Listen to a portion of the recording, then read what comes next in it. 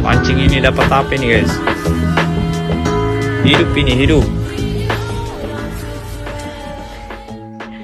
Baru-baru ini beredar video memperlihatkan seorang nelayan sedang memancing mendapatkan binatang aneh. Seperti video yang dibagikan oleh akun Instagram @viralnomor1 pada Senin 8 Agustus 2022. Dalam video memperlihatkan aktivitas seorang nelayan memancing ikan di atas perahu pada malam hari. Ternyata nelayan tersebut mendapatkan tangkapan binatang aneh yang menyangkut di pancingnya. Nelayan tersebut terkejut dengan hasil tangkapannya.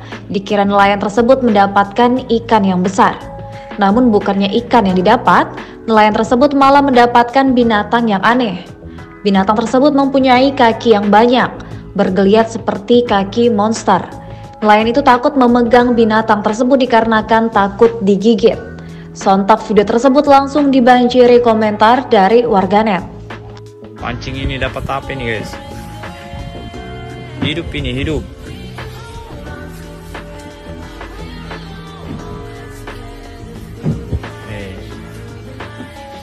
Kira sudah ikan besar. Apa ini? Menggigit kayak ini. Wih. Dan modelnya.